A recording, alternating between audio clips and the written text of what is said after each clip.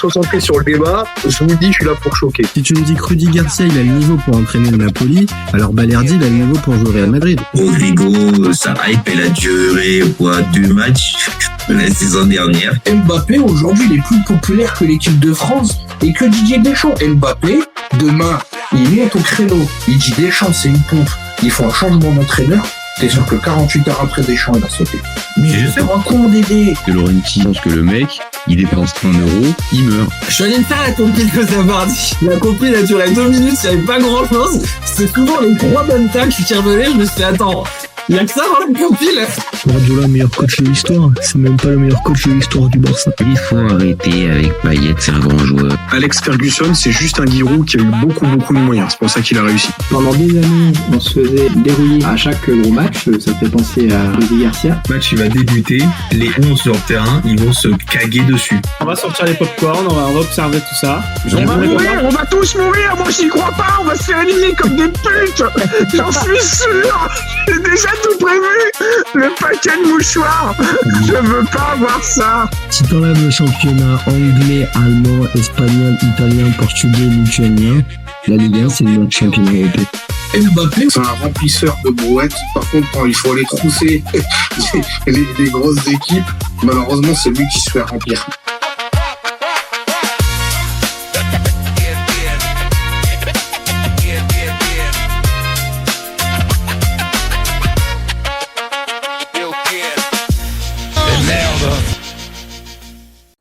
Salut à tous, super content de vous retrouver pour un nouveau débat du UFC Copain Mondial 2026. Et là, ce matin, c'est plus cette nuit, là c'est le matin, il fait déjà jour les copains. Et c'est un grand moment, je pense. C'est un grand moment pour pas mal de supporters. Je pense qu'il y en a pas mal qui sont avec nous aujourd'hui. Fort ce qui vient de se passer. Vraiment, il y a beaucoup de choses à dire, mais c'est très fort. Je ne cache pas qu'entre les deux, je vous le dis directement, je suis ni marocain ni hollandais. Donc, j'ai vu ça de manière neutre, mais avec un œil un peu, on va dire un peu plus pour le Maroc que pour les Hollandais. Et je vais pas vous mentir, les copains, plutôt content. Maintenant, voilà, si le Maroc était sorti, on aurait fait le débat quand même et on serait venu quand même en parler. Mais c'est vrai, je cache pas. Vous avez dû le comprendre sur la chaîne, on a une petite tendance, et moi en particulier, à aimer le football africain et avoir pas mal d'affection pour ce football-là. Donc, une sélection africaine qui sort une sélection européenne côté, moi je valide. Donc, les copains, comme d'habitude, allez-y, vous commentez, vous likez, vous donnez vos tops, vos flops. On va passer en revue tout ce qui s'est passé pendant le match, les choix de l'entrée, les choix des coachs, la prolongue, les remplacements, la séance de pénaux. Enfin bon, on a eu la totale aujourd'hui. Donc, allez-y, commentez, likez. C'est toujours plus sympa si on fait le débat ensemble. Et puis, si vous découvrez la chaîne, allez-y, abonnez-vous. On a besoin de ça pour faire grandir la chaîne, pour avoir un peu plus de visibilité et surtout, pour nous donner autant de force à continuer à venir à n'importe quelle heure, venir faire des débriefs de match à 6h40. Voilà. Bon, maintenant que j'ai dit ça, je vois qu'il y a déjà des messages sur le chat. Il y a Karim Ziani. Salut à toi, Karim Ziani. En réalité, jamais aucune équipe africaine n'a jamais été aussi proche d'être championne du monde et toujours avec des parcours XXL. Habib qui nous dit Netherlands plays Aram Ball. Ouais, c'est pas faux. Et Karim Ziani qui nous dit le Maroc, Japon et Pays-Bas qui tous les deux restaient sur des séries impressionnantes de victoires. Ouais, non, c'est vrai. Non, mais on va parler de tout ça, les copains. On va parler de tout ça et puis on va aussi, on a Oriental qui nous dit le Maroc dévore la Hollande. C'est vrai. Au final, c'est ce qui s'est passé. Bon, moi, je pose directement, alors pas une question, mais je pose la base. C'est que les gars, ce soir, c'est un exploit XXL encore en Coupe du Monde de la part du Maroc. Alors, peut-être que les plus jeunes, dont je ne fais pas malheureusement partie, sont peut-être un peu habitués maintenant à voir le Maroc performant en Coupe du Monde. Ok, moi je comprends. Maintenant, moi je suis né dans les années 80. Il y a eu 94 et 98, et après il y a eu un peu une traversée du désert. Alors oui, il y a des bons parcours en CAN et tout ça, mais il n'y a pas ces matchs de Coupe du Monde. Mais là, il y a 2018, parce qu'on oublie, mais ça commence en 2018, le Maroc en Coupe du Monde. Enfin, ça recommence en 2018. Après, 2022, avec le parcours qu'on connaît. Et là, 2026, c'est vrai, mine de rien, on les attend au tournant. Qu'on veuille ou non, ils sont attendus au tournant, nos amis marocains. On attend forcément que, allez, on va dire, ils nous rééditent l'exploit alors peut-être pas rééditer l'exploit du dernier carré de 2022, mais en tout cas qui figure bien. Et déjà dans le groupe, je vous le dis, hein, il y a des groupes qui étaient pour moi plus simples que celui dont a hérité le Maroc. Hein. Brésil, on peut dire tout ce qu'on veut, et on l'a vu encore aujourd'hui, va falloir les sortir. C'est peut-être pas l'équipe la plus impressionnante, il faut les sortir, et c'est le Brésil, 5 fois champion du monde. Et l'Écosse, bon, alors oui, on peut toujours se dire que c'était une équipe faible, tout ce que vous voulez, mais pour un premier tour, c'est pas forcément 3 points de gagner. Et puis derrière Haïti, bon, ok, c'était peut-être le sparring partner sur le papier, mais il a fallu s'arracher parce que c'était une équipe valeureuse et tout ça. Mais là, c'est très bien, ça c'est un premier tour. Voilà, vous devez avoir la même analyse ou quelque chose un peu similaire sur le premier tour. Mais là, maintenant, on arrive au match à élimination directe, les copains. Et au match à élimination directe, on le sait tous, c'est plus la même chose. C'est plus la même chose. On n'attend plus la même. C'est plus du calcul. Là, il faut battre ton adversaire. Alors, soit sur 90, sur 120 minutes, comme tu veux, mais il faut que tu le battes. Et là, c'est limite autre chose qu'on va demander. La qualité de jeu, bien sûr, mais à la limite, elle devient un petit peu secondaire. Et si vous avez vu la parodie de football qui avait eu lieu à 22h30 entre l'Allemagne et le Paraguay, je peux vous dire que la maîtrise du jeu, c'est pas forcément obligatoire pour se qualifier et passer un tour. Voilà, petite pique aux Paraguayens, j'ai toujours pas digéré la purge qu'ils nous ont infligée. Alors, Karim Zani qui nous dit, c'est la première fois qu'une équipe on va recommencer. C'est probablement la première fois qu'une équipe africaine prend le ballon autant à une top équipe mondiale, et même s'ils avaient fait 50-50 avec le Brésil. C'est vrai, on va en parler. De toute façon, je vais les sortir, les stats. Habib qui nous dit, regardez les stats. Je vais lire les messages, je vous donne les stats, les copains. Hop, les stats, elles sont là. Karim Zani qui nous dit, ils avaient battu la Belgique invaincue depuis 4 ans et numéro 1 FIFA. Ils n'ont pas battu les Pays-Bas, mais ils les ont bien secoués. Mais les Pays-Bas sont invaincus dans le temps réglementaire en Coupe du Monde depuis 2010 ou 2014. Je crois que c'est 2014. Je crois. Voire même, hein, parce que 2014, je crois pas qu'ils perdent un match, non. Ils se font sortir au tir au but, les Hollandais. Donc ça doit être 2010 alors, depuis la finale de 2010, depuis le but d'Inessa. Les Pays-Bas en 2022 auraient mérité de battre l'Argentine, ça s'était bagarré au général. Oui, on se rappelle, t'as raison de le sortir. Donc là, par contre, là les copains, je reprends un peu le cours du live. Donc là, je vous ai partagé les stats. Pour ceux qui écouteraient en podcast, les stats, ça nous donne quand même 30% de possession pour les Pays-Bas en termes de maîtrise du ballon. J'ai bien dit 30% de possession de balle pour les Pays-Bas. C'est une dinguerie.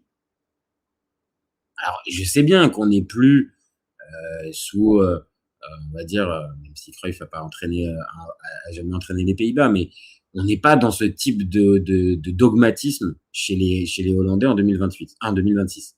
Ronald Koeman, c'est plus un pragmatique qu'un dogmatique. D'accord ? Maintenant, quand même, les Pays-Bas, c'est quand même pas une équipe qui a l'habitude de laisser le ballon à l'adversaire, on va dire philosophiquement et traditionnellement. Donc là, les voir être en capacité de pouvoir prendre le ballon, comme nous le dit je crois que c'est Karim qui nous le dit, ouais, Karim Zani, quand on les voit prendre autant le ballon et autant en première mi-temps, il y a un peu match. Sur la possession de balle, j'ai pas les stats de la première mi-temps, mais sur la première mi-temps, pour moi, il va dire oui, il y a match. Je veux bien, il y a match. Par contre, à partir de la deuxième, très clairement, les Pays-Bas laissent le ballon aux Marocains. Et est-ce que c'est un aveu de faiblesse? Est-ce que c'est une équipe une équipe du Maroc qui a pris l'ascendant? J'en sais rien. Je rebalance aussi un petit peu la compo pour ceux qui n'auraient pas vu le match, parce que je peux comprendre que le match n'était pas sur M6. Donc peut-être qu'il y en a qui n'avaient pas BeIN et qui n'ont pas vu le match. Donc juste les compos, voilà, pour se remettre juste un petit peu dans l'ambiance. Moi, il y a déjà un truc qui m'a interpellé dans la compo des Pays-Bas, c'est que leur fameux milieu de terrain, et on en avait parlé sur la chaîne quand on avait débriefé par exemple le fameux Pays-Bas-Suède où ils avaient gagné 5-1. Leur fameux milieu de terrain de Jong, Gravenberch, Reinders n'est pas réaligné. On repart avec un 3-4-2-1.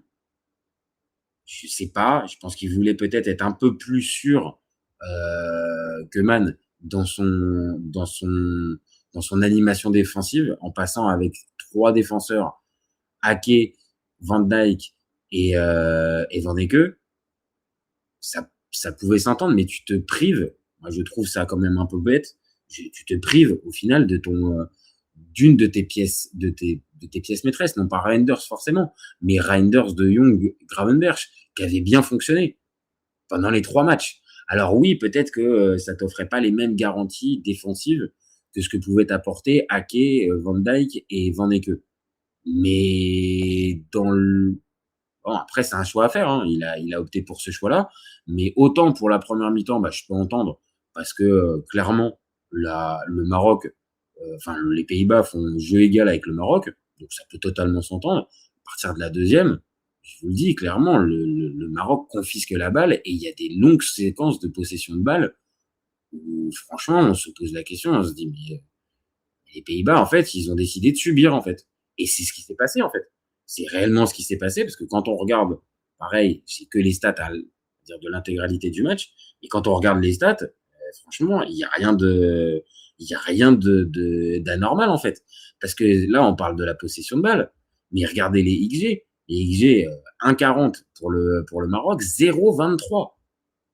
Et je peux vous garantir, ceux qui n'auraient pas vu encore les buts, qui n'auraient pas vu le match, il y a le but. Alors, bien sûr, oui, ça reste une espèce d'action construite avec Summerville qui part un peu seul au but, et puis je sais pas comment, je crois que c'est Mazraoui qui essaie de tacler, et je sais pas, en taclant, j'ai pas bien vu, pas bien compris encore comment cette balle elle arrive sur Gakpo, et Gakpo il finit par la mettre. Alors juste 2 secondes, le symbole du but de Gakpo, je vous cache pas que ouais, ça m'a touché, et bon, après voilà, le pauvre là ce soir il va être déçu, mais le fait de l'avoir vu marquer et la réaction de ses coéquipiers avec lui, ouais, c'est je trouve c'est des jolies images, non, parce que malheureusement le pauvre, pour ceux qui n'auraient pas compris, il a perdu sa petite fille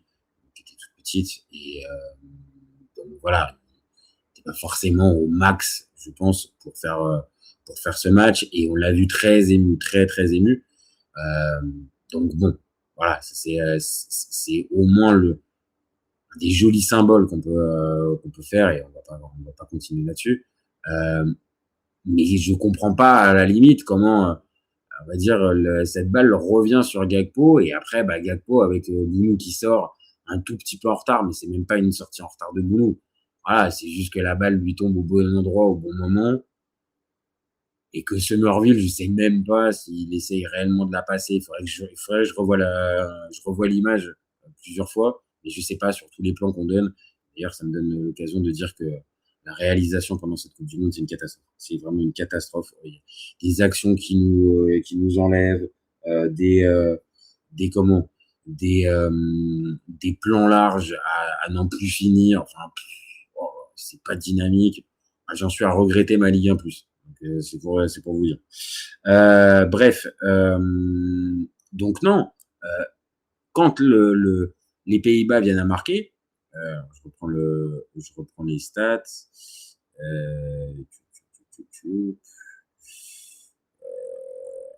Bien sûr, j'ai pas les stats, j'ai pas les moments du match. Si, je dois avoir ça quand même. Je dois avoir ça quand même, les copains. C'est pas possible que j'ai pas le score. Le score exact, je l'ai pas. Avec le tableau d'affichage. Bah non, je crois pas. Ah oui, j'en ai un qui est pas génial. Ah voilà, si. Excusez-moi pour le petit temps. Voilà. Donc c'est 72e. C'est 72e que notre ami Gakpo vient à marquer. Et là, pour ceux qui suivent un peu la chaîne, sur la chaîne, on a l'habitude de faire des débats avec Reda, qui est notre spécialiste de la sélection marocaine. Et on s'envoyait des messages pendant le match et il constatait à juste titre que le but arrive juste après cette fameuse pause fraîcheur. C'est un peu son combat à lui, et ce que je peux partager, c'est vrai qu'il y a certains moments, on va dire la pause fraîcheur, elle inverse, je trouve, hein, elle inverse un peu le cours du match ou le momentum du match. Il vient à changer quand il y a cette fameuse pause fraîcheur. Et là, c'est ce qui s'est passé. C'est quelques minutes après, je sais pas combien de temps, mais quelques minutes après, on a cette pause fraîcheur et on a le but de Gakpo qui arrive. Et là, je vais être honnête avec vous, 72e, le but des Marocains, ça sent pas bon. En même temps, je vous apprends rien. Mais de l'autre, la réaction de notre ami Keman, là, franchement, en fait, il a eu un vieux réflexe.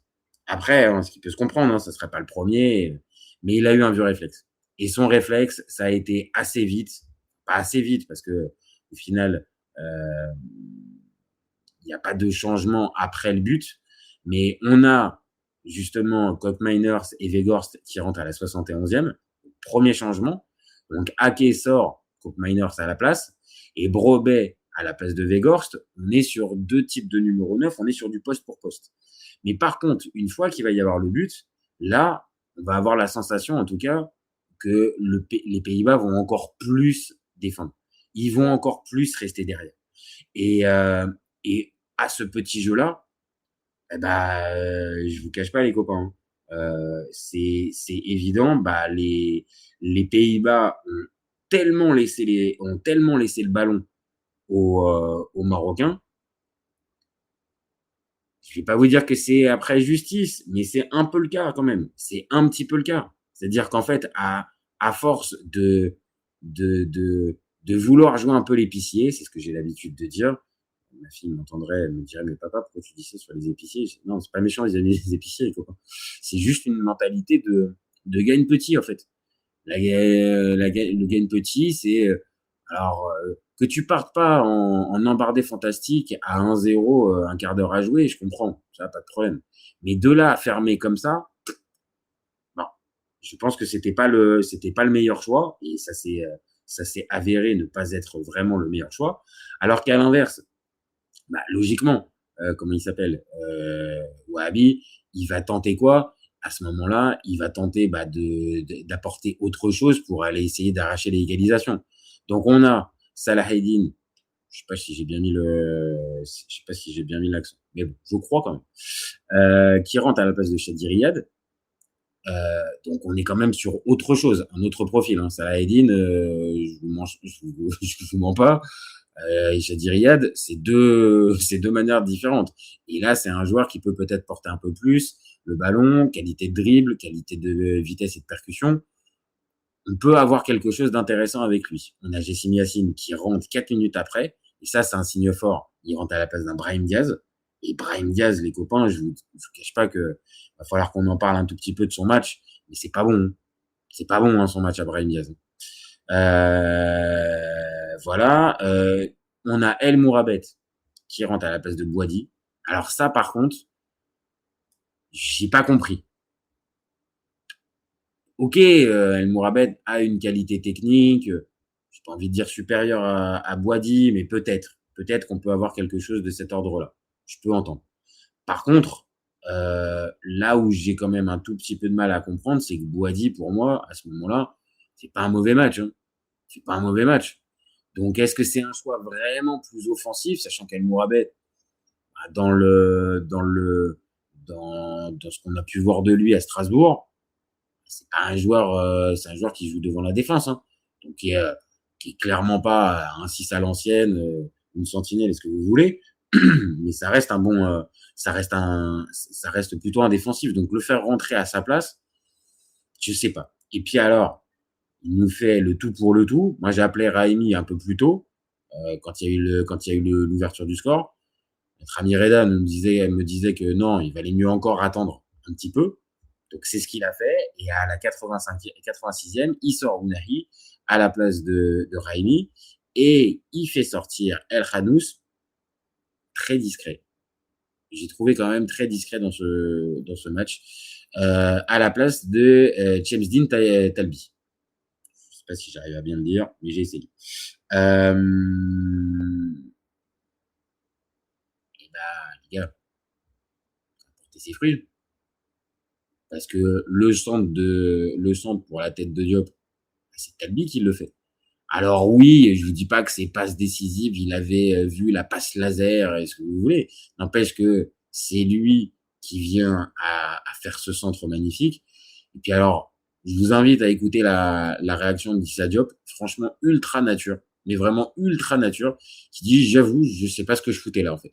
Donc au moins, là c'est clair, on peut pas se dire que c'était un plan tactique, une demande de Wahabi ou quelque chose du genre. Non, vraiment. C'est une prise de décision, on va dire, comme on peut en avoir dans les fins de match où certains joueurs, je vais pas dire dépassent les consignes, mais voilà, on est à une période où les schémas tactiques n'ont plus forcément une grande importance. Donc après, c'est de l'inspiration, c'est tu sens quelque chose. Et là, à l'arrivée, c'est ce qui s'est passé. Là, il nous a sorti un truc assez fou. Il est dans la surface et franchement, la tête. Alors oui, Van Dijk, il est pareil irréprochable. Franchement, il est pas irréprochable sur le centre. Mais la tête, elle est tellement bien mise. 91e égalisation, c'est complètement fou. Et complètement fou. Et mérité. Faut être très honnête, c'est mérité. Faut pas tourner autour du pot. C'est mérité. Donc non, franchement, ça c'est très très fort de la part du Maroc d'être revenu à ce moment-là du match. Ça, vraiment, c'est pas rien du tout. Alors, je lis un peu les messages. Karim Ziani qui nous dit « Les Hollandais ont tellement bouffé du vent au début de seconde mi-temps que ça les a refroidis. Leur but les a confortés à rester derrière, mais l'égalisation leur a ensuite coupé les pattes. Ouais. Pour espérer reprendre le ballon, les Marocains ont 5 occasions franches. Non, c'est largement au-dessus. Hein. C'est largement au-dessus. Hein. Il y a pas de débat. Hein. El Amrani, ouais, par contre, les drapeaux des autres pays étrangers, je suis pas sûr. Karim Zani qui nous dit, j'ai pas compris les choix de Koeman en sachant où il va droit au péno contre un gardien en pleine confiance dans cet exercice. Le pire est que les joueurs qui sont entrés ne sont pas techniques. White Vador, ok, là, ouais, ok. Karim Ziani, sur le match, les Marocains méritent 5 fois leur victoire. Le but des Pays-Bas n'est finalement qu'un fait de jeu à l'arrivée. L'absence d'En Nassiri est un vrai problème dans le jeu aérien. Ouais, mais alors, mon copain Karim, je vais pas te mentir, En Nassiri, il me manque pas. Et je suis pas marocain, mais je crois qu'il manque pas à grand monde. Peut-être dans le jeu aérien si tu veux, mais franchement, c'est pas si grave s'il est pas là. Non, il est plus athlétique et la gestion se fait sur toute la compétition et pas uniquement sur ce match. Il réagit au changement des Pays-Bas qui fait entrer des costauds au milieu.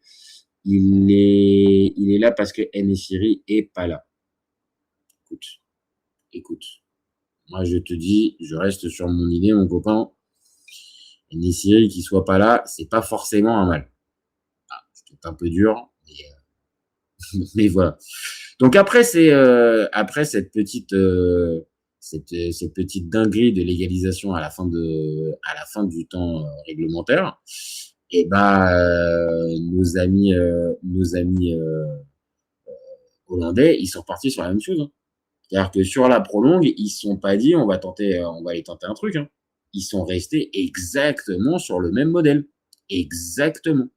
Et au final, ce même modèle, ça a fini par donner vraiment des grosses occasions.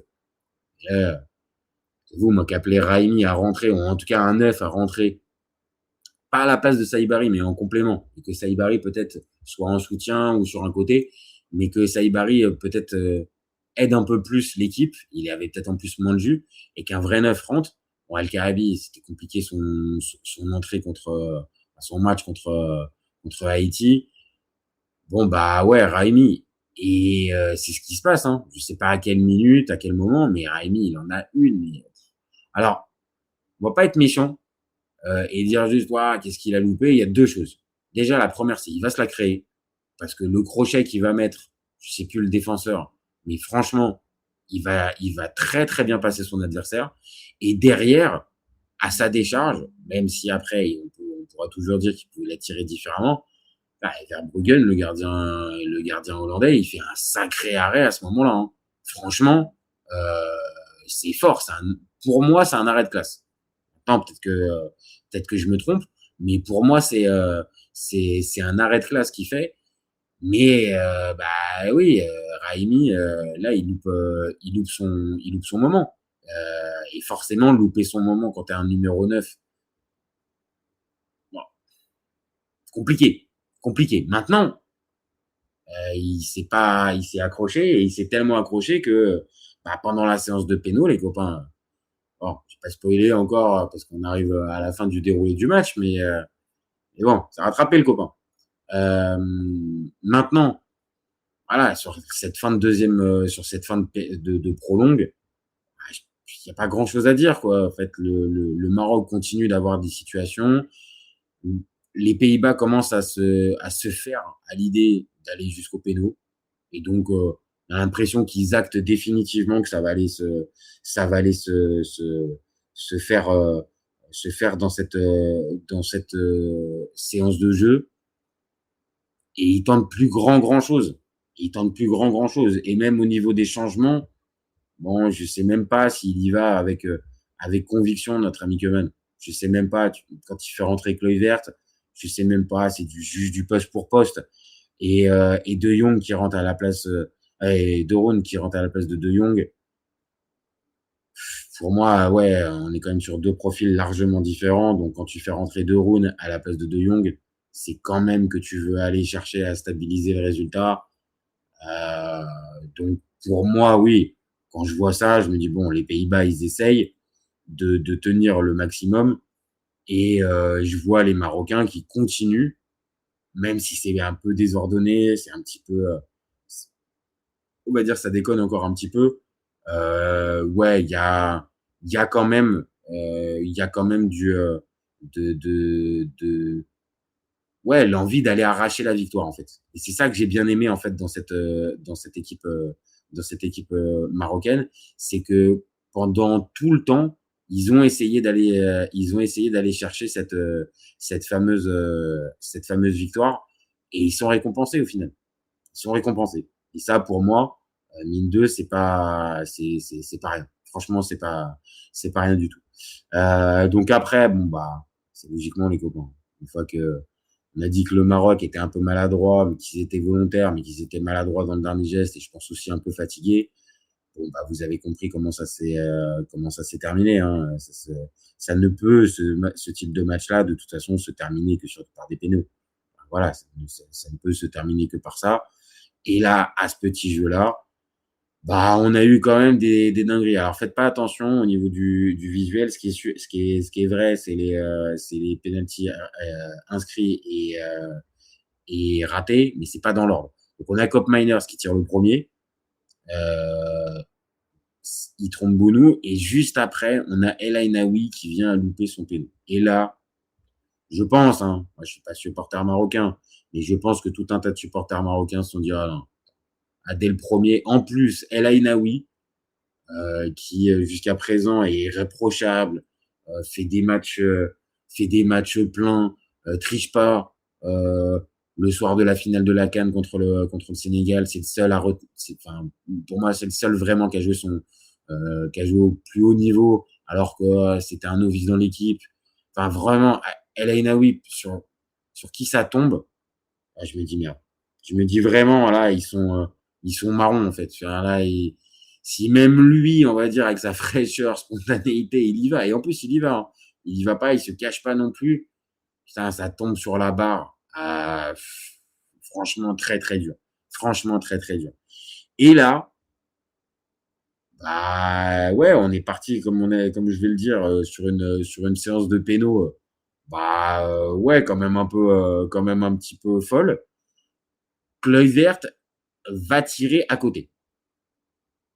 Donc là, potentiellement, tu peux revenir à un partout si ton tireur vient à marquer. Et c'est là où les copains entrent en jeu. Alors, je l'ai dit, hein, il était déjà rentré en jeu tout à l'heure, Sofiane Raimi. Il a loupé une grosse occasion. Il s'élance. Je me dis, allez, tu loupes pas. Je vous redis, moi, j'avais appelé à ce qu'il rentre un peu plus tôt, dès le but des Pays-Bas. Donc, j'y crois. Allez, mon poulain, vas-y, tu y vas. Et là, il nous fait une frappe qui est pas véritablement franche. Le gardien va dessus. Je me dis, ah non, Raimi. Et là, c'est les dingueries que le foot peut nous réserver. C'est que la balle, en fait, le gardien lui passe un petit peu en dessous et c'est avec son pied, en lui passant derrière, qu'il la pousse, en fait, dans les filets. Et là, je vais pas vous mentir, je me suis dit, ça, c'est un coup de pouce. Je crois pas au destin, je suis pas religieux, je crois pas tout ça. Mais je me suis dit, c'est un petit coup de pouce. Peut-être que, à ce moment-là, on aurait peut-être quelque chose. Et derrière, je me dis, bon, peut-être que Weghorst, il va peut-être louper, mais non. À Weghorst, arrêtez tout de suite. Et les gars, il la met bien. Franchement, il la met bien. Et les Pays-Bas reprennent l'avantage à ce moment-là. Talbi, il va. Et notre ami Talbi tremble pas. On passe à donc 2 partout dans la séance de péno. Donc on est au 3, on a fait 3 tireurs, il y en a eu 2 de réussis, un de raté. Ouais, on est à la mi-temps de cette séance de tir au but, quoi. Et personne n'a véritablement pris l'avantage. Et là, on va avoir notre ami, comment il s'appelle, c'est Timber. Ouais, c'est Timber. C'est Timber qui va tirer et qui va pas trouver le cadre. Il va tirer à côté. Bounou était battu, mais il tire à côté. Après ça, c'est Hakimi. Les gars, là, franchement, quand tu vois Hakimi qui arrive, tu fais mais non, c'est bon. C'est bon, tu vas prendre l'avantage et il restera plus qu'un tireur derrière. Et c'est bon, c'est pour toi. Et là, alors dites-moi, supporter marocain en commentaire, mais je crois qu'Hakimi sur les pénaux, il y a un petit passif, hein, je crois. Je les ai pas tous en tête, mais je crois qu'il y a un ou deux petits matchs pour lequel il y a un petit passif sur Hakimi et les pénaux. Et là, il nous tape le poteau. Achraf Hakimi, et tu te dis, mais non, mais vraiment, c'est quoi cette séance de tir au but? C'est pas possible. Et là, bah, évidemment, pour l'instant, il était pas rentré en scène. Il était là, hein, je vous rassure, hein, Bounou, il était là, mais il était pas rentré en scène. Je sais pas, sentait pas la séance, je sais pas. Il s'est dit, peut-être pour le 5e, peut-être, je vais y aller. Et là, c'est notre ami, parce que sur mon visuel, ça déconne, mais je revérifie bien. C'est bien lui. Oui, c'est bien Crescencio Somerville. Donc, la petite pépite de ce mondial 2026 des Pays-Bas. Celui qui a fait la passe décisive, qui a amené un vrai vent de fraîcheur et qui a été franchement très, très bon dans cette Coupe du Monde 2026 des Pays-Bas. Bon, je me dis, bon, ça va être il va le mettre. Enfin, c'est un peu le sens. Pour l'instant, tout lui réussit. Donc, le péno, il va y aller. Et il le tire bien, le péno. Franchement, il essaie de tenter plus ou moins la lucarne à la droite de Bounou, donc pour lui, la lucarne gauche. Franchement, il le tire pas mal, sauf que là, les gars, mais alors, je sais pas ce qu'avait pris sur ce truc-là. Je sais pas, c'était un Red Bull, une barre céréale, je sais pas ce qu'il a fait. Mais alors, la main de Bounou,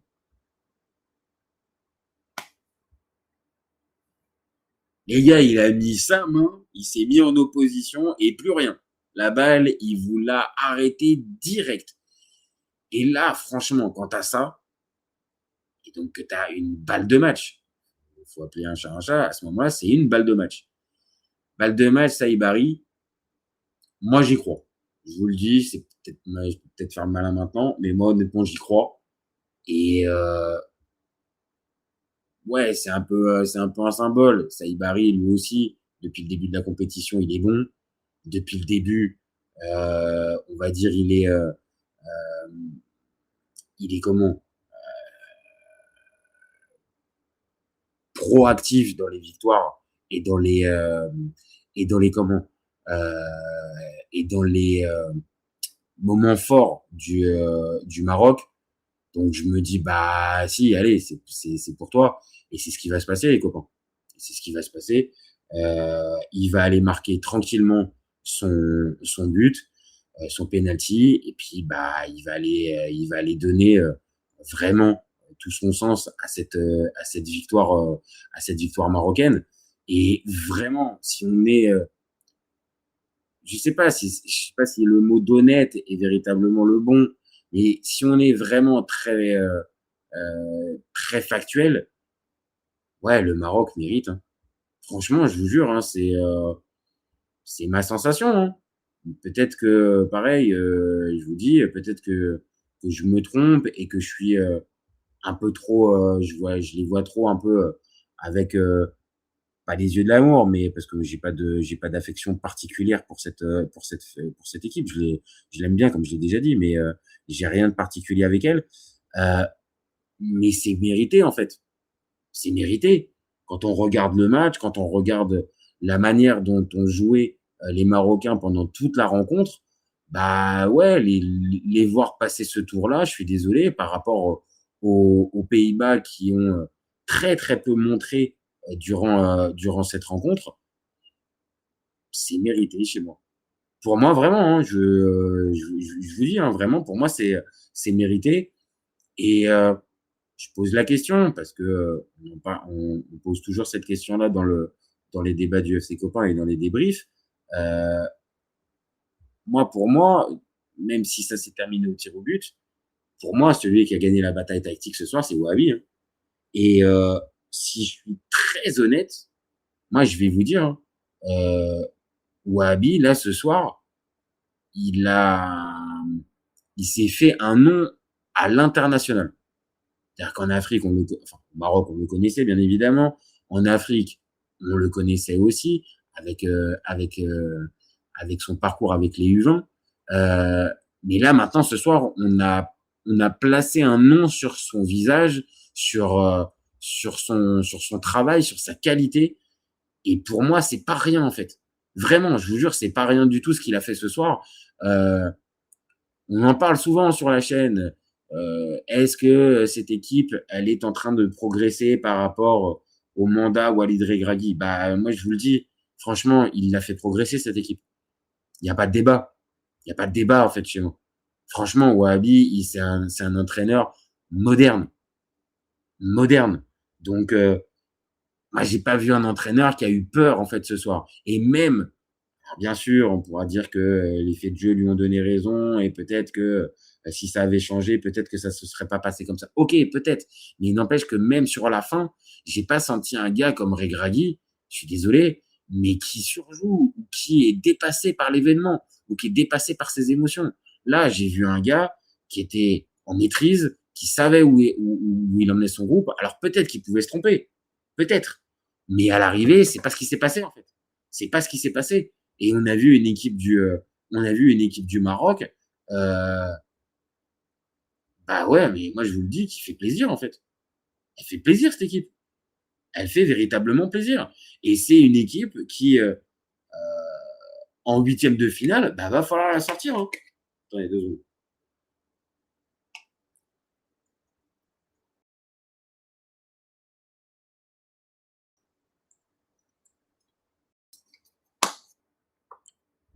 Va falloir les sortir, hein, les copains. Parce que vraiment, cette équipe-là, avec ce coach-là, cette manière de voir et ce mindset, moi, je vous dis, ça peut aller loin. Hein. Ça peut aller très loin. Et si on regarde, parce que bon, on peut parler de ce match-là encore très longtemps, et je pense que vous allez, supporters marocains, vous allez le chérir, ce match. Je comprends totalement.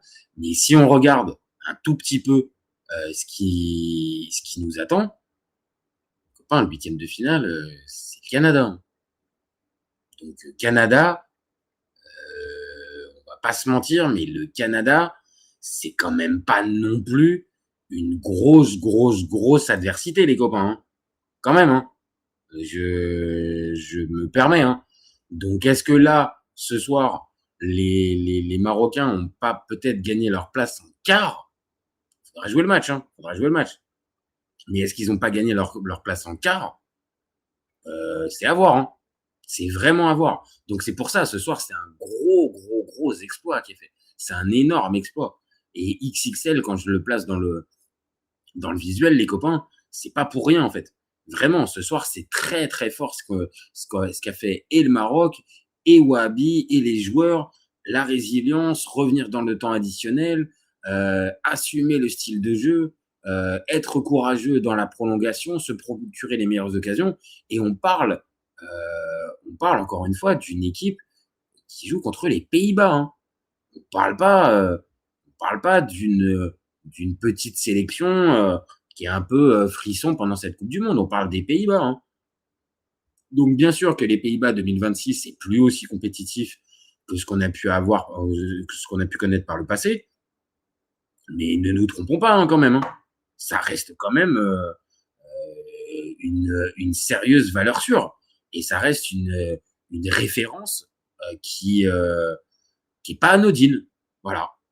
Pour moi, qui est pas anodine. Donc, ce soir, ce matin, Wahbi, le Maroc, Saïbari et tout le monde, bravo les copains.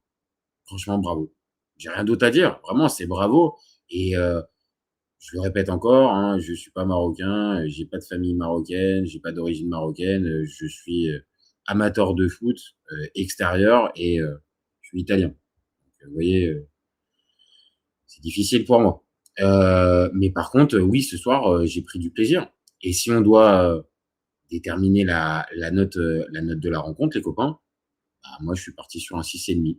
6,5, parce que on a, je le répète, on a une équipe valeureuse, volontaire, qui a essayé de jouer, qui a tenté, qui s'est pas caché, face à une autre qui a peut-être un meilleur pédigré, qui a peut-être une meilleure visibilité, tout ce qu'on veut, des joueurs plus bankable ou ce que vous voulez, mais à l'arrivée, bah, ça fait victoire et qualification. Parce que victoire, non, parce que c'est tir au but. Donc, c'est qualification pour les Marocains. Et pour moi, ça souffre d'aucune contestation. Ça souffre d'aucune contestation, même si ça va jusqu'au péno. Et même si, à certains égards, voilà, on peut se dire, ah, quand même, les Marocains, les Hollandais, avec leur jeu, ouais, bah, je vous invite à revoir le match. Franchement, sur l'ensemble de la rencontre, les Hollandais, ils méritent pas. Franchement, ils méritent pas de l'emporter. Donc, voilà, je vais rester là-dessus. Je vais dire bravo aux Marocains, les féliciter et leur dire que au prochain tour face au Canada, il y a moyen. On fera le débrief, on fera la preview sur la chaîne dans les prochains jours. Mais je peux d'ores et déjà vous dire que on va être confiant pour les Marocains pour le prochain tour. Et c'est pas sous-estimer le Canada, mais réellement, ce qu'on a pu voir du Canada et ce que là on a pu voir encore ce soir de la part du Maroc, pour moi, il n'y a pas photo. Attention à voir juste l'aspect physique avec ce que ça peut comporter. Peut-être. Mais Pour le reste, si on parle juste du technico-tactique, le coach, la tactique, les joueurs, le moral, la croissance de l'effectif et de l'équipe, tous les signaux sont ouverts pour moi chez les Marocains. Donc voilà, je vais m'arrêter là. 43 minutes, je pense qu'on est bon. Donc merci à tous d'avoir suivi. Merci particulièrement à Karim Ziani d'avoir été encore une fois très très actif sur le chat. Le live va être dispo en replay dans quelques minutes sur la chaîne. Dispo aussi en podcast sur toutes les plateformes type Deezer, Apple Podcast, Spotify. N'hésitez pas à commenter, liker, partager, vous abonner. On a besoin de ça, les copains. On a besoin de ça pour développer la chaîne et pour avoir un peu plus de visibilité. Et puis aussi, tout simplement, pour avoir plus de force à faire ces débats n'importe quand avec vous. Donc, allez-y, un petit abonnement. Pour nous, ça fait beaucoup. Et pour vous, honnêtement, les gars, c'est pas énorme. Voilà. Donc, merci à tous d'avoir suivi. C'était un plaisir de faire ce débat. Et puis, on va en faire d'autres. Pour le coup, avec le Maroc. Donc, merci à tous d'avoir suivi. Et puis, si vous êtes abonné à la chaîne, vous savez ce que je vais vous dire là maintenant. Se dire au revoir. Vous gardez en tête qu'OFC Copains, on est ouvert toute l'année et encore plus pendant le Mondial 2026. Ciao, ciao les copains. Ciao, ciao.